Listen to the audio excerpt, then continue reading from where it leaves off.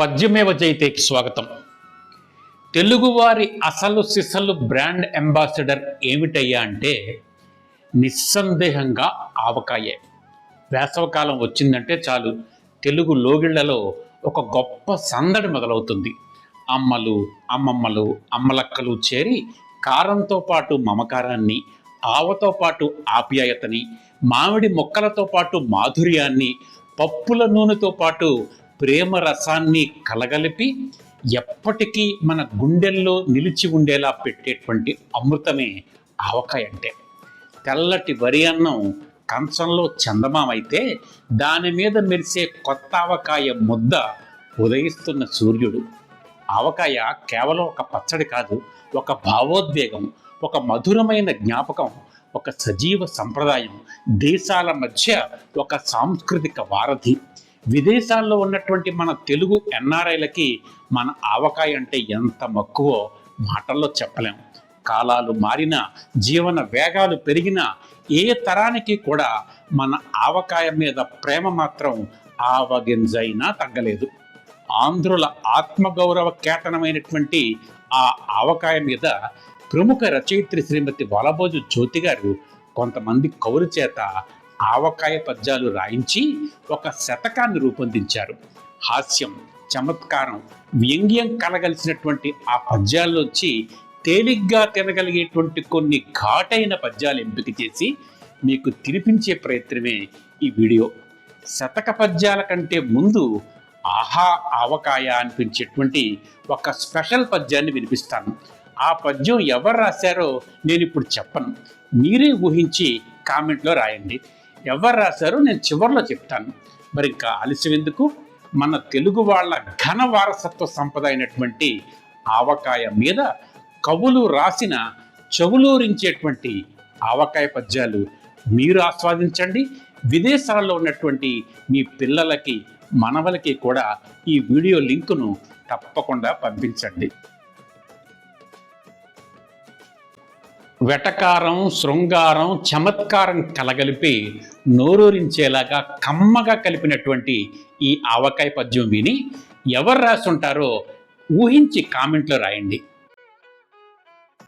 మామిళ్ళ మొక్కపై మమకారముంచల్లి అందింపగా జిహ్వ ఆవకాయ. మామిళ్ళ మొక్కపై మమకారముంజల్లి అందింపగా జిహ్వ ఆవకాయ. ఎండకాలమునందు ఎండిపోయిన గుండెకభినందనము తెలుపు ఆవకాయ. ఎండకాలమునందు ఎండిపోయిన గుండెకభినందనము తెలుపు ఆవకాయ. కూరలే లేనిచో కోమలి వేయుచో అనురాగమున్ చూపు ఆవకాయ. కూరలే లేనిచో కోమలి వేయుచో అనురాగమున్ చూపు నావకాయ. చీకుచున్నను గాని పీకుచున్నను గాని ఆనందమే ఇచ్చు ఆవకాయ. చీకుచున్నను గాని పీకుచున్నను గాని ఆనందమే ఇచ్చు నావకాయ. ఆపదలను ఆదుకొను కూర ఆవకాయ. అతివ నడుమైన జాడీయే ఆవకాయ. ఆంధ్రమాత సింధూరమ్మే ఆవకాయ. ఆంధ్రదేశమ్మే తానొక్క ఆవకాయ. పసందైనటువంటి ఆవకాయ పద్యం విన్నారు కదా. ఈ పద్యం ఎవరు రాస్తుంటారో ఊహించి కామెంట్లో రాయండి. మీరు సరిగ్గా ఊహించారో లేదో చివరిలో చూసుకుందాం. పంచకట్టులోన ప్రపంచాన మునగాడు, కండువా లేనిదే గడప దాటనివాడు అంటూ డాక్టర్ సి నారాయణ రెడ్డి గారు రాసినటువంటి కవితను గుర్తుకు తెస్తూ అమెరికాలో ఉన్నా కూడా ఆవకాయ కోసం తాపత్రయపడేటువంటి తెలుగువాణ్ణి చూపిస్తున్నారు ఈ పద్యంలో అన్నపరెడ్డి సత్యనారాయణ రెడ్డి గారు. పంచకట్టులోన వసుధలో మునగాడు, పద్య విద్యలోన వన్యకాడు, అధికమైన కీర్తి అమెరికాకేగిన ఆవకాయ కొరకు అరయుచుండు. అమెరికా అంటే గుర్తొచ్చింది, ఆడికి కొంచెం ఎర్రావకాయ అన్నం పెట్టండి రా, ఇండియన్స్ అంటే కొంచెం మంట తగ్గుద్ది. ఎవరికి అంటారా, ట్రంప్ పెట్టుకొట్టి మరీ చెప్పాలా, మీకు తెలదేటండి మరీను. మన న్యూజిలాండ్ నుంచి అమెరికాలో న్యూయార్క్ దాకా కూడా విస్తరించినటువంటి ఆవకాయ ఘాటు ముందు ఇంకా ఏ రుచి కూడా సాటి రాదు అంటున్నారు సత్యనారాయణ రెడ్డి గారు మరొక పద్యంలో. నూజివీడు నుండి న్యూయార్కు నగరము అరుగుచుండే ఆంధ్ర ఆవకాయ, విశ్వమంతనిద్ది విఖ్యాతిగాంచెను చవికి దీనికేది సాటి రాదు. చవికి అంటే రుచికి అని. విశ్వమంతనిద్ది విఖ్యాతిగాంచెను చవికి దీనికేది సాటి రాదు. నిజంగానే మన ఆవకాయ విశ్వవిఖ్యాత చవి సార్వభౌమ, నిస్సందేహంగా. చవి అంటే అమృతం అని కూడాను. మజ్జిగన్నంలో ఆవకాయ పెచ్చును ప్రియంగా ఎలా పీక్కుని తినాలో కడు రమ్యంగా వర్ణిస్తున్నారు గోలి హనుమత్ శాస్త్రి గారు ఈ పద్యంలో. మజ్జిగన్నమందు మరి ఆవ ముక్కను నంజుకొనక తినుచు నమిలి తొక్క టెంకె మీది పీచు ఇంకను కోరి, టెంకె మీది పీచు ఇంకను కోరి పీకి తినుట ప్రియముగాదే. ఆవకాయ డిప్పన్న, ఆవకాయ పెచ్చన్న, ఆవకాయ ముక్కన్న, ఆవకాయ టెంకన్న, ఇలా దానికి ఎన్ని పేర్లున్నా దాన్ని పీకి తినడంలో ఆ మజాయ వేరప్ప. ప్రపంచంలో ఎక్కడున్నా సరే ఆడు మన తెలుగోడర బుజ్జి అని గుర్తుపట్టాలంటే ఎలాగో చెప్తున్నారో చూడండి గోలి హనుమత్ శాస్త్రి గారు ఈ పద్యంలో. ఖండాంతరమందున్నను ఖండితముగా చెప్పవచ్చు, ఖండాంతరమందున్నను ఖండితముగా చెప్పవచ్చు, కలిపిన ముద్దన్ మెండుగా ఆవను చేర్చి మండుట లేదనుచు చెప్ప మన తెలుగోడే. ఓ పక్క నుంచి ఉష్ అంటూ ఒగురుస్తూనే అబ్బే మనడం లేదు అనడమే కదా మన తెలుగోడి ఆవకాయ ప్రియత్వం. నేటి తరం బాగా ఇష్టపడే కొన్ని రకాల తినుబండారాల బండారం కూడా ఆవకాయ ముందు బలాదూరు అంటున్నారు చొప్ప రవీంద్రబాబు గారు. ఆవకాయకు సాటిరాని ఆ ఇంగ్లీష్ తిండ్లేంటో చెప్తున్నారు చూడండి పద్యంలో. ఐసు క్రీములైన ఆమ్లెట్ బ్రెడ్ అయినా, ఐసు క్రీములైన ఆమ్లెట్ బ్రెడ్ అయినా, కేకు పిజ్జా పఫ్ఫు చాకులెట్లు, కేకు పిజ్జా పఫ్ఫు చాకులెట్లు, కట్టులెట్లు బన్ను బట్టర్లు జాములు, కట్టులెట్లు బన్ను బట్టర్లు జాములు, మేటి ఆవకాయ సాటిరావు. మన ఘనమైనటువంటి ఆవకాయ ముందు ఆ ఇంగ్లీషు తిళ్ళు నిజంగా దిగదుడిపే కదా. మీరు కూడా ఒప్పుకుంటారు కదా. చతుషష్ఠి కళలు అని మనం 64 కళల గురించి చెప్పుకుంటాం. ఆవకాయ పెట్టడం అనేటువంటి అద్భుతమైన కళని 65వ కళగా గుర్తించడం మర్చిపోయారు అంటున్నారు చొప్ప రవీంద్రబాబు గారు. కళలు 64 కానే కావు, చేర్చమరిచిన యొక్కటి చేరవలయు. కళలు 64 కానే కావు, చేర్చమరిచిన యొక్కటి చేరవలయు. అద్భుతమ్ముగా చేయుట ఆవకాయ కాదే 65వ కళగ నిలువ. ఎర్రటి వేసవి ఎండలో ఆడవాళ్ళు ఎంతో శ్రద్ధగా ఆవకాయ పెడుతున్నప్పుడు చూస్తే నిజంగా ఇది ఎంత గొప్ప కళ కదా అనిపిస్తుంది.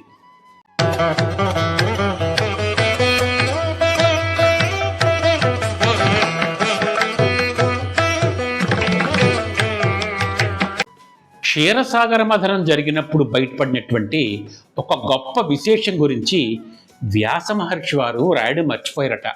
ఆ శుద్ధి మనకు గుర్తు చేస్తున్నారు ఓలేటి శ్రీనివాస భాను గారు ఈ పద్యంలో. పాలసంద్రము చిల్కిన వేళయందు అమృత భాండమ్ముతో పాటు ఆవకాయ పెద్ద బాణలో వెడలిన శుద్ధినొకటి వ్యాసమునివర్యుడేలనో వ్రాయమరిచే. ఆ ఆవకాయ ఘాటుకి పాపం వ్యాసుల వారు మైమర్చిపోయి రాయడం మర్చిపోయారేమో, ఏమో నిజమేనేమో. శ్రీ నృసింహ కవి రాసిన శ్రీకృష్ణ శతకంలో ఒక పద్యం ఉంది. నీవే తల్లివి తండ్రియు నీవే నా తోడు నీడ అంటూ కృష్ణుణ్ణి ఆరాధించేటువంటి పద్యం. దాన్ని అనుకరిస్తూ దువ్వూరి సుబ్బారావు గారు ఆవిష్కరించినటువంటి కొత్త ఆవకాయ విశ్వరూపాన్ని చూడండి ఈ పద్యంలో. నీవే పచ్చడి బద్దలు నీవే సాంబారు చారు నీవే కూరలు, నీవే పచ్చడి బద్దలు నీవే సాంబారు చారు నీవే కూరలు, నీవే స్వీటు హాటు నీవే స్వీటు హాటు, నీవే క్రొత్త ఆవకాయ నీవే విందవు. కొత్త ఆవకాయ పెట్టుకున్న కొత్తలో మిగతా ఐటమ్స్ అన్నీ పక్కన పెట్టేసి ఆవకాయ మీద దాడి చేయడం ఇంటింటా మనందరికీ సహజమే కదా. అమెరికాలో ఉన్న అల్లుడి మీద ఇండియాలో ఉన్న అత్తగారు అభిమానాన్ని ఏ రకంగా ప్రకటిస్తున్నారో చెప్తున్నారు పంతుల గోపాలకృష్ణరావు గారి పద్యంలో. ఆవకాయ లేక అన్నమే తినలేడు పాపం, ఆవకాయ లేక అన్నమే తినలేడు అమెరికా అమరేడు అల్లుడనుచు జాలి తలచి తనదు జామాత కోసమై ఆవకాయ పంపు అత్తగారు. ఇప్పుడు అర్థమైంది నాకు, అమెరికా అల్లుళ్ళకి మామగారి కంటే అత్తగారంటేనే అభిమానం ఎందుకు ఎక్కువగా ఉంటుందో.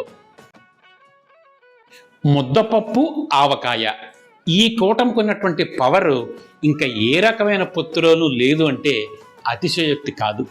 దేవతలు కూడా మెచ్చేటువంటి ఆ ఆనందాన్ని ఈడూరి శ్రీనివాస్ గారు ఎలా ప్రకటిస్తున్నారో చూడండి ఈ పద్యంలో. ఆవకాయ చూడ ఆనందమేమిటో మనస్సు పలుకనీదు మారుమాట, ఆవకాయ చూడ ఆనందమేమిటో మనస్సు పలుకనీదు మారుమాట, ముద్దపప్పు తోడ ముచ్చటగా తినగా వేలుపులైన గాని వెంటపడరే. మారు మాట్లాడకుండా వెంటనే కొత్త ఆవకాయ అన్నం తినాలనిపిస్తోంది కదా, కానివ్వండి మరి. మనకి తెలియని భగవద్గీత రహస్యాన్ని చెప్తున్నారు గుండ వెంకట సుబ్బ సహదేవుడి గారు ఈ పద్యంలో. కురుక్షేత్ర సంగ్రామ సమయంలో అర్జునుడి యొక్క రోషాన్ని కృష్ణ పరమాత్మ ఎలా రగిలించాడో ఆ రహస్యాన్ని బట్టబయలు చేస్తున్నారు. గీత బోధ చేయు కృష్ణమూర్తియునాడు, గీత బోధ చేయు కృష్ణమూర్తియునాడు, ఆవకాయ తినవే బావ నీవు, ఆవకాయ తినవే బావ నీవు, రోషమెక్కడంచు భాష పెంచిన ఎంత, రోషమెక్కడంచు భాష పెంచిన ఎంత, విల్లు చేతపట్టి విజయుడాయే. ఇంకెవరో కాదు, సాక్షాత్తు సహదేవుడి గారు చెప్పారు కాబట్టి ఇది నిజమే కావచ్చు అనిపిస్తోంది నాకు. దేనికైనా ఫలశ్రుతి ముఖ్యం కదండి. ఈ చివరి పద్యంలో అప్సరసల చేతి అమృతం పొందాలంటే ఎలాగో ఒక చిన్న చిట్కా చెప్తున్నారు, వినండి సహదేవుడి గారు. ఆవకాయ పైన అల్లిన పద్యాలనొక్కటైన చదివి ఊరనోరు, ఆవకాయ పైన అల్లిన పద్యాలనొక్కటైన చదివి ఊరనోరు, మారు జన్మలేక చేరుచు స్వర్గమ్ము, అప్సరసల చేత అమృతమందా. సహదేవుడి గారితో నేను పూర్తిగా ఏకీవిస్తూ నా మాట కూడా చెప్తున్నాను. అప్సరసల చేతి అమృతం మీరు పొందాలనుకుంటే ఇంకా ఏమాత్రం ఆలస్యం చేయకుండా ఏ ఆవకాయ పద్యం మీకు బాగా నచ్చిందో యూట్యూబ్లో కామెంట్గా రాయండి. అవండి కొన్ని కొత్త ఆవకాయ పద్యాలు. మరి మొదటి పద్యం ఎవరు రాశారు అనేటువంటి విషయం మీకు చెప్పాలి కదా. అతివ నడుమైన జాడీయే ఆవకాయ, ఆంధ్రమాత సింధూరమ్మే ఆవకాయ అని ఇంకెవరు అనగలరో చెప్పండి. చమత్కార చక్రవర్తి గరికిపాటి నరసింహారావు గారు రాశారు ఆ పద్యం. ఆ అద్భుతమైనటువంటి పద్యాన్ని గరికిపాటి నరసింహారావు గారు ఒక అవధానంలో ఆసుగా చెప్పారు. ఇంకా మీ దగ్గర సెలవు తీసుకునేటువంటి ముందు చిన్న విన్నపం, ఛానల్ ఇంతవరకు కనుక మీరు సబ్స్క్రైబ్ చేసుకోకుండా ఉండుంటే వెంటనే సబ్స్క్రైబ్ చేసుకుని గంట మీద నొక్కండి. అదే ఆవకాయ చేతితోటి ఆ పక్కనే ఉన్నటువంటి హైప్ మీద కొట్టండి. మరొక ఆసక్తికరమైన అంశంతో మళ్ళీ కలుద్దాం. అంతవరకు తెలుగులోనే మాట్లాడదాం. ధన్యవాదాలు.